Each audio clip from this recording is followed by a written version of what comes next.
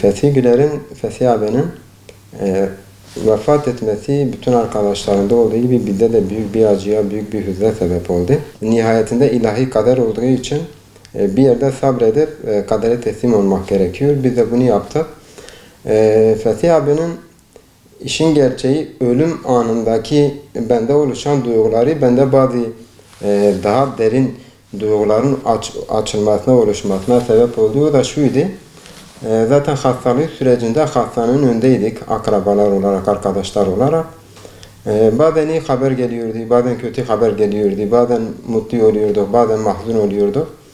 Ve işin gerçeği hepimiz yani şundan korkuyorduk, yani şunu kendimize dahi söylemekten korkuyorduk. Fethi abinin durumu gerçekten iyi değildi.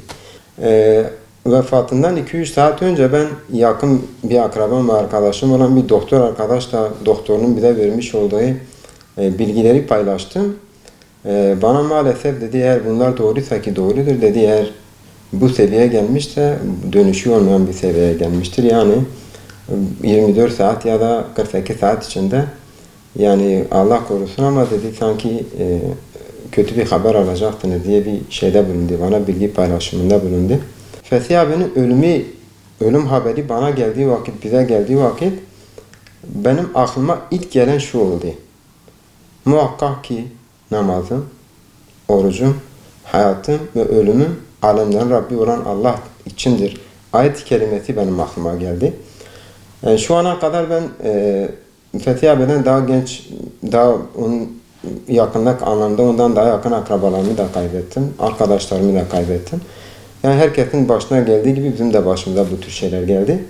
Fakat ilk defa bir ölümde benim aklıma bu şeyin gelmesi beni düşüncelere sevk etti.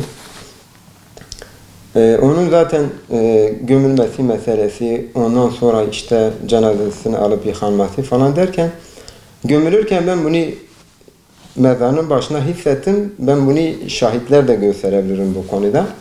Mezarının başında ben maskeliydim. Bir ara nefes alamayacak kadar böyle artık daraldım, böyle sıkıştı böyle göğsüm. Ortamda toz vardı, hüzün vardı içimizde. Ben maskemi indirdim. Maskemi indirince inanılmaz güzel bir kokuyu aldım. Bir kokuyu aldım. Yani normal hani bir parfüm deseniz, esan deseniz o şekilde kokmayacak kadar güzel bir kokuyu aldım. Yer değiştirdim. Hani dedim olabilir belki yanımdakilerden birinden geliyordur. Yer değiştirdim. Biraz daha mezarın etrafında farklı bir yere geçtim. Aynı kokuyu orada da hissettim. Farklı bir yere geçtim. Tam 4 yer değiştirdim. Her yerde de o kokuyu hissettim. Hatta 2 arkadaşa da ya maskenizi bir indirin, ben bir kokuyu alıyorum, siz de bunu alıyor musunuz diye talepte bulundum, istekte bulundum. Onlar da maskelerini indirdiler. Aynı kokuyu kendilerinin de hissettiklerini söylediler. Çok güzel bir kokuydu. Ve bu koku bana hiç şüphesiz Fethi Hoca'nın mezarından, işte naaşından geldiğine dair kesinlikle beni o konuda ikna etti. Mutmain oldum o konuda. Şimdi bu işte dediğim gibi bunlardan sonra ben Fethi Hoca hakkında düşünmeye başladım. Fethi Hoca ile işte yaşadıklarımız, işte onunla geçirdiğimiz günler, onun yaşantısıyla alakalı. O anlamda işte bunları duymamız, bunları görmemiz kendinin akıbeti konusunda hakikaten üstümüzdeki o hüznü dağıttı. Yani matemimizi bir nevi olsun dindirdi. Yani sonu ölüm olan bu dünyadır sonuçta. Fethi Hoca bunu alnının akıyla geçti inşallah. Bu konuda benim hiç şüphem yok. Kesinlikle ve kesinlikle benim yazdığım biraz sonra dile getireceğimiz yazıda benim bir kurgu olarak yazdıklarımdan benim hiçbir şüphem yok. Allah'ın izniyle bunlar tamamıyla gerçekleşmiş ya da gerçekleşecek şeylerdirler. İlk nefesimi hissettiğimde vücudumda ağrı yoktu. Göğsüm sıkışmamış, öksürmemiştim. Gözlerimi ölüme açtığımda bir hastane odasındaydım. Beni uyandıran ses avucumdan düşen ecelimdi. Düşerken yere çarpmış, dönüp dönüp duruvermişti. Onu gördüğümde hareketsizdi. Yerden kaldırmak için eğildiğimde gözüme seccadem ilişti.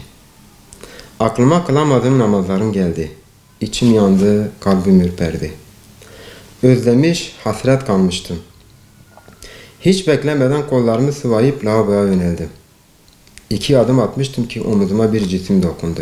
Bekle dedi. Bekledim. Arkama döndüm, yüzünü gördüm. Bu bir insan değildi. Bir ışık hiç değildi. Bu bir gözün görebileceği en güzel şey olmalıydı. Başımın döndüğünü hissettim. Selam dedi. Yumuşak ve bir ses ve güler yüz ile devam etti. Selam sana ey razı olunmuş ve razı olmuş insan.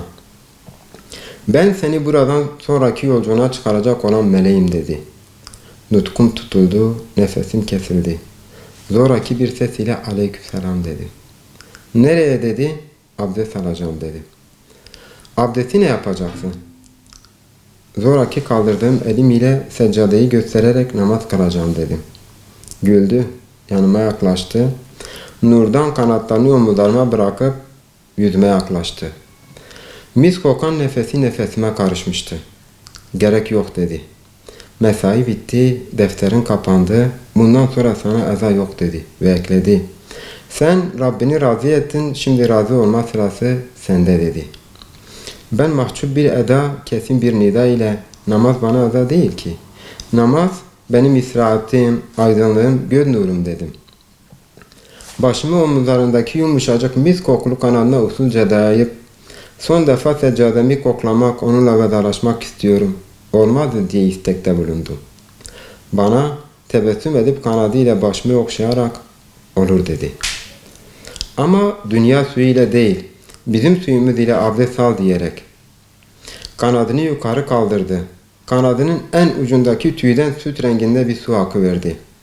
Gülümseyerek buyur dedi. Ellerimi uzatıp suya dokundum. Elim suya değil de şefkate dokunmuş, rahmete değmişti adeta. Şaşkınlıkla abdest almaya başladım. Suyun değdiği her yer ışıldıyor, adeta nura dönüşüyordu. Ne elimden, ne yüzümden, ne de hiçbir yerimden tek bir damla yere değmemişti. Yer ıslanmamış ama odan mis kokmaya başlamıştı. Abdest aldım, seccademe vardım, tekbir getirdim ve namaza başladım. Ben namazı kılarken benimle namaz kılıyor, bana tabi oluyordu. Benim ile selam verdi. Ona döndüm, ağlıyordu. Ben de ağladım. Bir süre sonra gözyaşlarımızı silip ayağa kalktık. Gidelim mi diye sordu. Ben biraz daha bekleyip bana neler yapılacağını görmek istiyorum. Olabilir mi dedim. Biraz dediğin bize göz açıp kapama süresinden daha kısa. Sizin ömrünüz bizim 2 dakikamız. Senin için bekleriz diye cevap verdi. Ardından kanadını açıp bana el göstererek gel dedi. Sana her şeyi en güzel gösterebileceğin şekilde göstereyim dedi. Kanadına oturdum, bizi havaya kaldırdı. Artık mekan mefhumu kalmamıştı. Duvarın arkası diye bir yer yoktu. Her yeri görüyor, her sesi işitiyorduk. Hayretle izlemeye başladım. Cesedimin başına gelen hemşire telaşla dışarı çıktı. Birkaç doktor geldi başucuma. Kimi kalp masajı yaptı, kimi cihat ayarlarıyla oynadı. Nihayetinde üzerime beyaz örtüyü çekip usulca dışarı çıktılar. Dışarıda iyileşmemi bekleyen ailem, akraba ve arkadaşlarıma haber verildi. Kardeşlerim başta olmak üzere ölüm haberini alan ağlamaya, sızlamaya başladı. Neden ağlıyorlar diye sordum. Oysa ben kötü bir durumda değilim ki diye ekledim. Keşke bilselerdi dedi melek. Cesedim sedye ile taşınıp başka yere taşındı. Bir tabuta konulup bir arabaya bindirildi. Beni uğurlamaya gelen kalabalık çoğalıyordu. Ağlamalar kadın ve çocukların karışması ile gittikçe artıyordu. Araba bir binanın önünde durmuştu. Omuzlar üzerinde içeri alındı. Tabuttan çıkarılıp musalla taşına bırakıldı. Önce yıkayıp sonra abdest aldırdılar bana. Sonra kefenleyip tekrar tabuta koydular. Karabalığa her çıkarılışım ağlamaların artmasına sebep oluyordu. Ben ise şaşkınca izliyor, onlara üzülüyordum.